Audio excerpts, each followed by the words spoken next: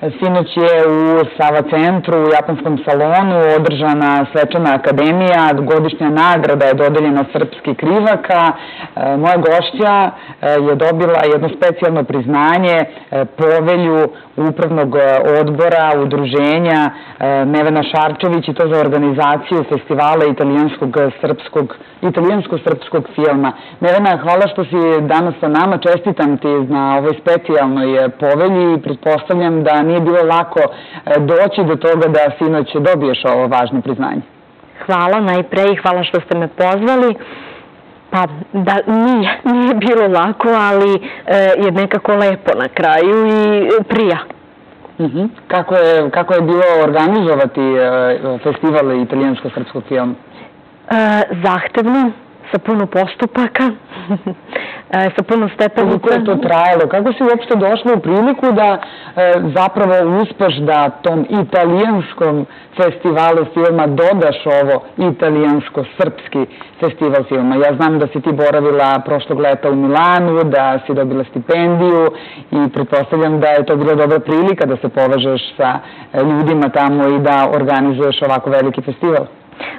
Upravo, baš tako, sa mojom direktorkom Gabrielom Carlucci uspela sam da uradim ovaj festival 4. ediciju, ali gde smo dodali, zahvaljujući našem prijateljstvu, i tu crticu srpski, gde su i domaćoj publici prikazani domaći autori.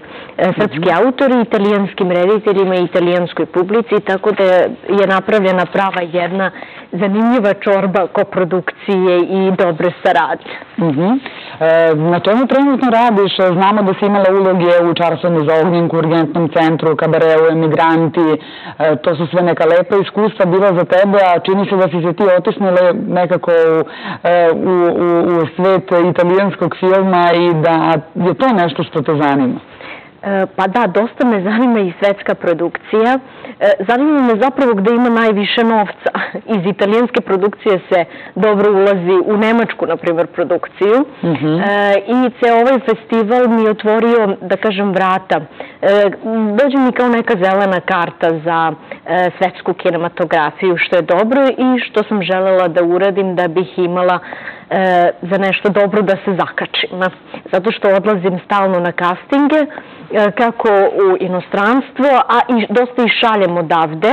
Snimim se, pošto me sad već znaju, snimim se i šaljem transferom castinge i zaista, iako sam ovde, pripremam ih dugo, sve to traje po 7 dana da bi se dobro poslalo. Jedna glumica uvek glumica i nekako čime god da se budeš bavila i proširivala svoju delatnost, a čini se da ti dobro ide ovaj menadžerski deo posla i organizacioni, produkcioni, da li bi nekako izvagala i rekla, sad, ovo mi ide nekako bolje i otisnuću se u ove vode, a gluma neka malo sačeka? Pa, upravo sam ovo sve uradila zbog toga, jer mi je ovo dosta pomoglo za neke druge stvari, da kažemo na neki lepši način. Svakako da mi ide dobro, jer sam ja nekako samostalna, pa mi to dođe nekako i lako. Kao svoj život što uređujem, tako i ovaj deo za festival menadžerski, što bi rekli, menadžerski za život, menadžerski za festival. Ali, eto dobro, kada budem matora glumica, bit ću onda matora rediteljka, pa ću iskoristiti te menadžerske sposobnosti, a sada još uvek mogu da prodam lice i za italijansku, francusku i srpsku produkciju. A evo, kao što sam rekla, i za Nemačku, jer tamo najviše para ima. Dakle, mora i taj deo da se gleda. Naravno, pa naravno. Ne treba se stideti toga. Mi svi živimo od novca i gledamo šta je najbolje za nas, ali nekako da to bude i estetski obojeno. Sad, nekako kružni presek svega toga što sam uradila je ovo, da budemo zadovoljni, da nam prija, a opet i da smo zadovoljni novčano. Gde trenutno igraš? Trenutno ne igram zato što sam radila internacionalni festival i očekujem sad neke ponude gde smo pregovarali baš na festivalu da će biti vezano za italijanske uloge. Italijanski govoriš, pretpostavljam? Da, uveliko ne bih bila asistent Gabriele Carlucci, desna ruka.